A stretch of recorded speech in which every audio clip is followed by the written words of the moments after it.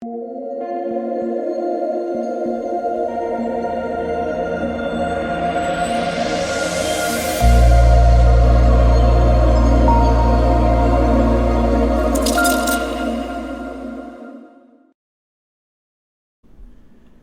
what is going on, guys? DK. Back at you with another video here for a final look at the Week 4 NFL main slate on Draftkings. But before I get into the video, if you guys are new to the channel, welcome. My name is DK. I make daily videos and live stream for NBA and NFL slates on Draftkings.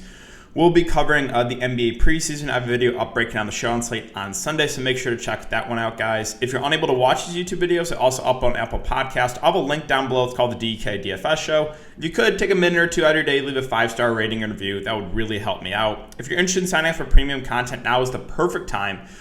Start of the month, I offer an NFL package, go over all these shows as well as the main slate, NBA package, again, covering every single preseason as well as the regular season games. And then esports package includes Call of Duty and CSGO, and gold package is the combination of everything. Again, link down below with more information. And I do want to thank today's sponsor, Prize Picks. So if you guys are not familiar with Prize Picks, two different ways you can play for NFL. First way, you take over under on fantasy points. So right now, Matt Ryan projected for 20 fantasy points. You like the under, you like the over. That Falcons offense is just so tilting. I think I've had some of the Falcons every single week, and just they cannot move the ball. But yeah, right now, Matt Ryan projected for 20 fantasy points. You either take the over or the under, or you can go over to single stat if you'd rather go to passing yards, rushing yards, receiving yards. Ton of different ways you can play. Again, they have every sport you can think of. You can mix and match as well. So you can do like a couple from baseball, a couple from NFL. They have college football. If you guys want to try it out, sign up, use the code DKDFS. DKDFS, all one word, link down below. Get a 100% match up to $100. So basically, you deposit using my code, $100. You get a free $100 to play with. And finally, I want to thank you guys again as we close in on the 10,000 subscriber mark. I think we're at 9.95. So if you're watching this and not subscribed, make sure to hit that subscribe button. Also, hit the like button. Let's try to aim for 100 on this one, and hit the notification bell so you don't upload videos and go live. I'll be doing a YouTube live stream Sunday morning for the main slate.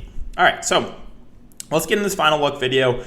So what I want to do first here is go over some injuries. There's a lot of injuries to go over and kind of what that opens up value-wise. So we'll start at quarterback injuries. Lamar Jackson expected to play, and he was dealing with a back injury. Not really worried about his status.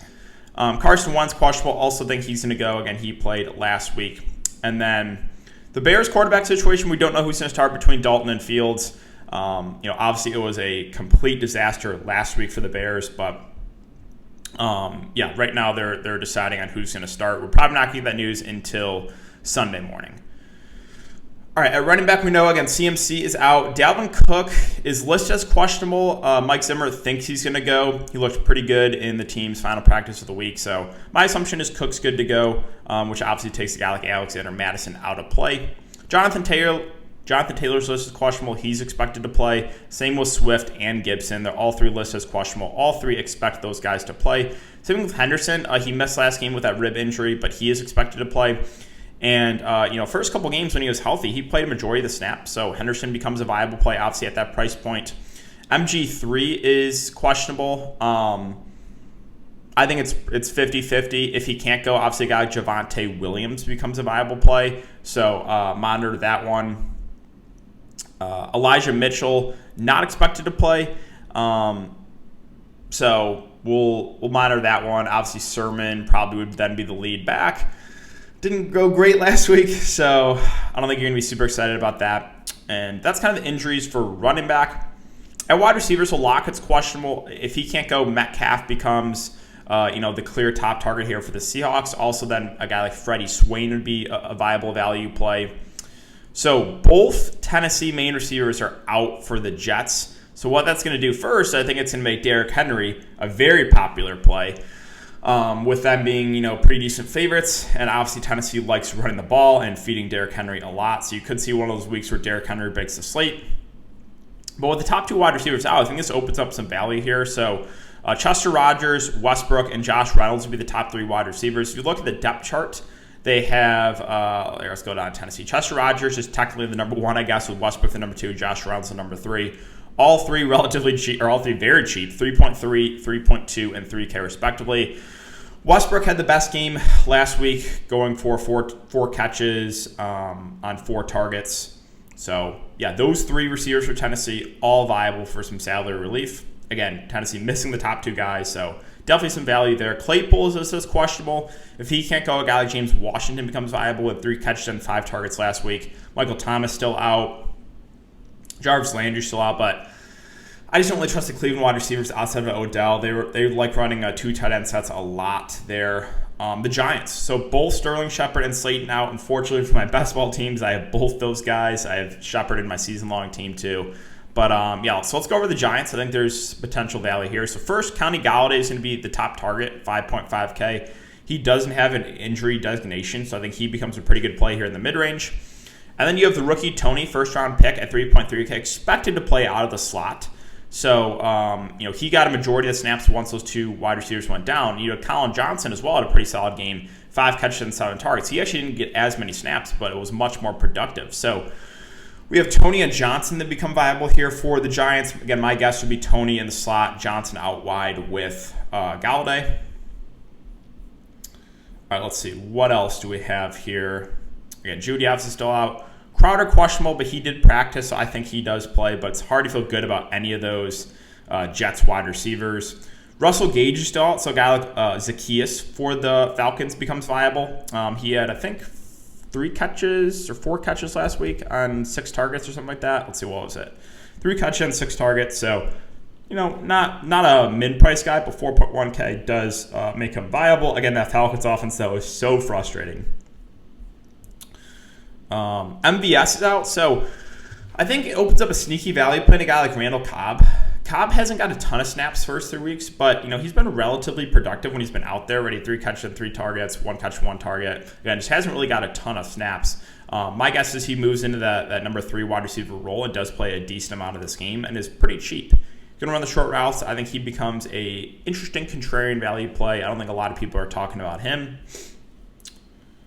Let's see. What else do we got? Mooney questionable. I expect him to play, though. Again, the Jets wide receivers, it's just hard to feel good about any of those guys, to be honest. Yeah, I think that's it for wide receiver and injuries. I tight end monitor Kittle.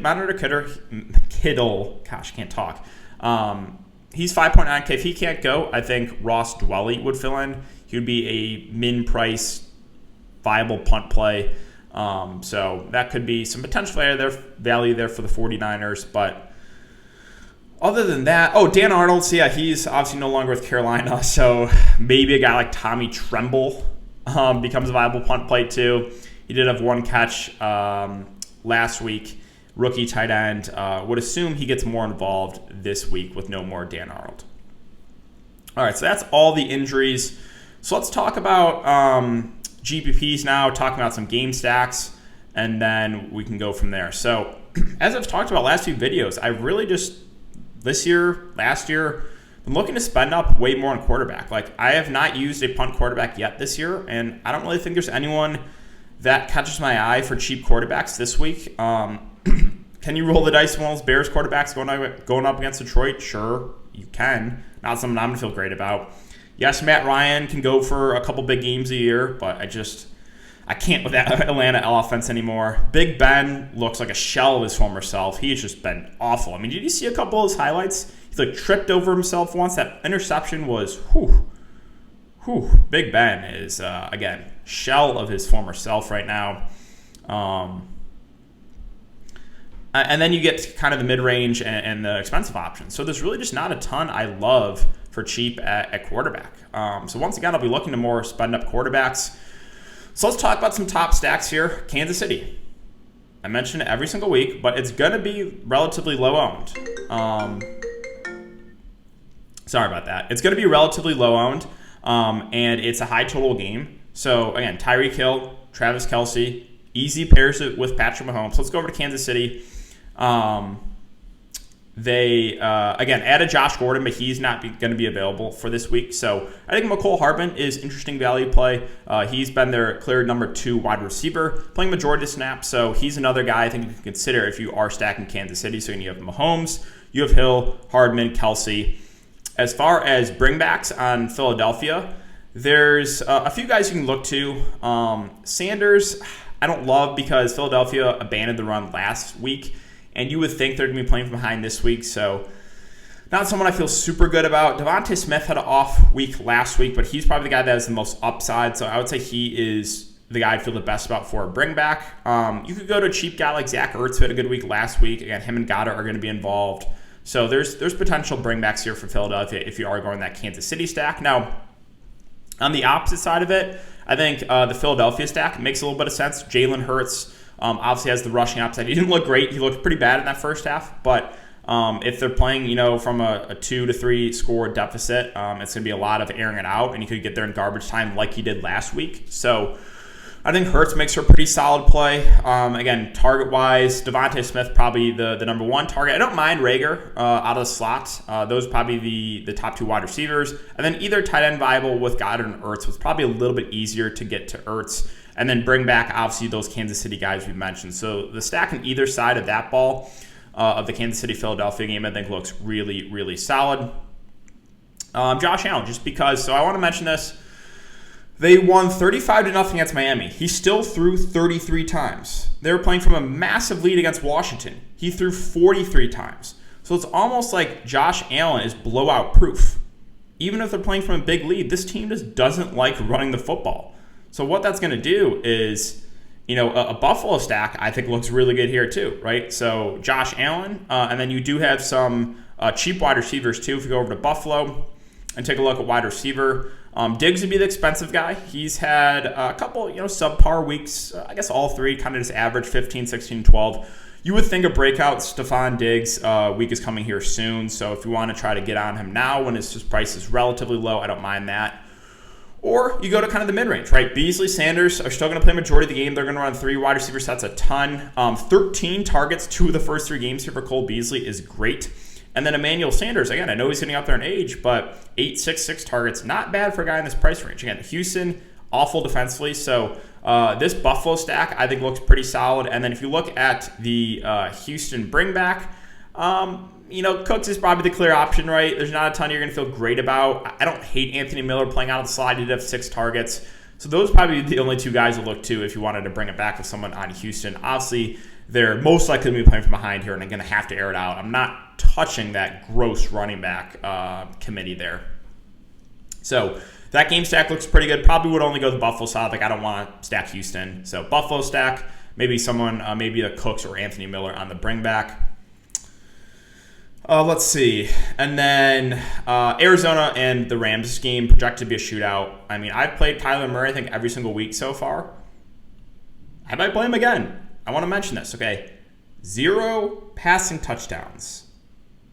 0 last week. Got super unlucky with gross James Conner pounding 2 in from the 1. I wanted to throw up. But, 22 fancy points with 0 passing touchdowns. Obviously, he's a guy that can get it done on the ground. He has a rushing touchdown each of the first 3 weeks. I don't expect that to continue, but that is something that Kyler Murray can bring is the ability to run one in.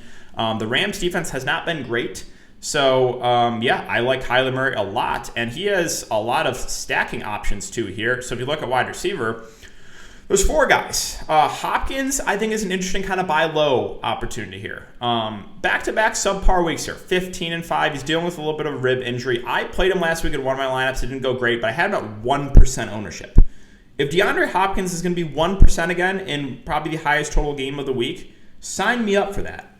So, yes, he hasn't had a great game the last couple weeks, but the upside is clearly there with Hopkins. So, like him, Christian Kirk, AJ Green have been solid. Kirk had over 100 yards last week, 8 targets. I think he's fine. AJ Green playing majority of the game, 6 targets through each of the first 3 weeks. Rondale Moore is a guy that has a ton of upside. Did only have 2 catches on 2 targets. Probably the riskiest of the 3 wide receivers, but also a guy that has that big play upside, right? So any of the 4 wide receivers here for Arizona, I think, are viable. At tight end, I guess you can throw Max Williams in the mix, but I really like spending up more at tight end. And then for the Rams, you have a couple guys you can look to for bringbacks. Cooper Kupp has been phenomenal, really. 10, 11, 12 targets. Really like Kupp.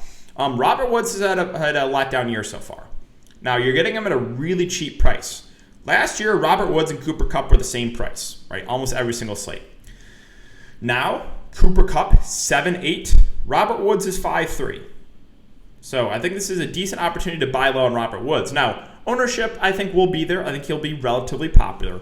But those two, and then even Tyler Higbee, who really only left the field last week because he got a little bit banged up. But he's good to go. No Q tag, 5 catches, 5 targets. Again, going to play 100% of the snaps. So those three bringbacks there for the Rams. Or, you could look to Henderson too. Obviously he's expected to play. And if he does play, would assume he gets a majority of snaps. So this game I like to stack. Or you can go on the opposite side, right, with Stafford, who the Rams love airing it out, right? And then we went over those two wide receivers in Kupp and Woods, or you could go to Higbee at tight end.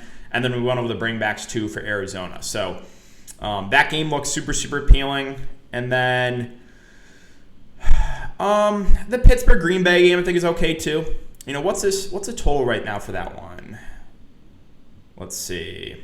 It is 45.5. Pittsburgh, I definitely trust the Green Bay side a little bit more. So maybe like an Aaron Rodgers, Devontae Adams stack. Bring it back with someone on Pittsburgh. I will mention Najee Harris had 100 targets last week. Literally insane. Actually 19 targets. But that is absolutely insane for running back. It's not going to happen again. But obviously the positive for Najee Harris is he's going to play like 100% of the snaps. So you could look to Najee. You could look to one of the main wide receivers or a value guy, James Washington, if Clay pulls out. So that's a game stack I think will be a little bit lower owned because of the total. But I think that is viable for sure. So those are probably the main game stacks I like. Let's see. We went over like the expensive quarterbacks. Again, running back, I think Derrick Henry is going to be pretty popular just because the two top targets here for Tennessee are out. It's going to be a scary fade. Derrick Henry's been a little bit involved in the pass game too with 4, 6, and 3 targets. He's going to be one of the more popular plays on the slate. Big favorites here against the Jets. So, I think Derrick Henry looks really good. I also think Kamara looks pretty good. Giants defense has not been great. 20-plus targets 2 of the last 3 games here for the Saints, or 20-plus carries, I should say. So he's getting a ton of work. I think that the top 2 running backs look really good in a guy like Henry and Kamara. Cook going up against a tough matchup. Probably more of a contrarian play there for me. Let's see. And then you get to some of the mid-range backs, right? So we talked about Najee Harris playing basically the entire game, getting a ton of targets. Saquon with the 2 of the top 3 wide receivers for the Giants out, I think does make some sense. He played a majority of the game last couple games. Now he had 6 catches and 7 targets. Like, that's good to see. You're getting him at a pretty cheap price point, 6-7. Obviously, Madison's now out of play with Cook in. Zeke had a good week last week. He's still going to have some touches taken away from Tony Pollard. That's the concern there with Zeke. Chris Carson is their bell cow back, a little bit involved in the passing game. He's a guy that seems to get you 12 to 15 points every week, so relatively safe option. I think you can make the argument for Swift. The issue, obviously, is he's still splitting some touches with Jamal Williams, but they want to get him more involved. He's a great pass-catching running back. Obviously, Hubbard, I think, will get some ownership with no CMC. He is going to be the lead back. They still have Royce Freeman there, but I would expect Hubbard to probably get 70 to 75% of the running back snaps. And this is another higher total game, so Hubbard, I think, makes some sense. Montgomery, if you trust the Bears offense, I think makes for a decent play, right? Because he's a guy that is going to get a majority of the snaps. There's still Damian Williams who will get, mixed in here and there. But Detroit has not been great stopping the run. So Montgomery is another guy I think you can look to in the mid-range. Obviously, Henderson, if he plays, right? Because the first 2 games he has played, he's played a majority of the snaps. I think Edwards-Helaire is going a little bit overlooked, right? He was the chalk last week. He still played a majority of the snaps. He had 100 yards. He had 2 catches and 2 targets. This is a high total game. I'm still fine going back to CEH. I think you're going to get him a lot lower ownership this week. And then, wide receivers, we went over a lot of the top wide receivers, obviously, in the stacks. We went over, some of the value wide receivers, too. Let's see, was there anyone in the mid-range I wanted to bring up? Again, the Atlanta guys are probably going to have a big week this week with me finally probably hopping off them. So expect a massive week for Ridley and Kyle Pitts, who has let me down every single week so far. I don't hate Pittman at 5'4". He's had 12 targets the last couple of games. I think he's established himself as the number 1 wide receiver here for the Colts. Obviously, Woods is going to get some ownership, right? Ayuk, San Francisco, his snaps went way up from about 50% to over 80%. This is another higher total game, could be a shootout. So I think Brandon Ayuk makes for a pretty good play there in the mid-range. We went over the Buffalo wide receivers. We went over, again, A.J. Green, I think is fine. Hardman for value there. So, Yeah, and then tight end, same thing I'll say about quarterback. I know I've been repeating myself last couple of videos, but I'm just looking to spend up more tight ends. So like Travis Kelce, if you have the salary, is just a super safe play. Going to get around 10 targets a game. Probably going to get you 20 to 25 fantasy points with upside for a little bit more. Kittle, if he's good to go, I think that's fine too, and in a decent matchup here, a higher total game. Hawkinson had a bad week last week, but he's still a guy that's going to get a ton of targets here for Detroit. Going to be playing from behind most weeks. Again, as I said, the Atlanta guys are probably going to have a breakout week this week with Pitts and Ridley when I finally fade, so just lock that in. I mentioned Higbee going to play majority of the snaps. Cheaper options, there's not a ton. I think Ertz is fine, right? The Eagles like to run 2 tight end stats, and this is a game they're probably playing from behind. He had 7 targets last week. I think Ertz still has a little bit left in the tank, so if I'm going to punt tight end, probably would be Ertz. I think Schultz is going to get some ownership. I think that's kind of chasing because yes, he had a good week last week, but he's still splitting snaps with Jarwin, right? So it's not like he's the clear top target here for Dallas at tight end. So I think he might be a little bit over-owned. That might be one where I'm fine getting away from. And yeah, we went over a couple of those really cheap tight ends you want to go to in large field tournaments. But as I said, I've been looking to spend up more at tight end. So that's really it, guys. We went over injury news, we went over top stacks, we went over other top plays on the slate, and yeah, that's gonna do it for the video. So if you have been enjoying the content this far, we really appreciate it. You can hit that like button, subscribe to the channel if you haven't already, and hit the notification bell so you don't upload videos and go live. I will be live on Sunday for the main slate, then be doing one for preseason NBA, probably only on Patreon though, and then Sunday night I won't be live for the Sunday Night Football slate, but I'll still have a video up for that. So thanks again, guys. Have a great day, and I'll see you all Sunday morning in the live.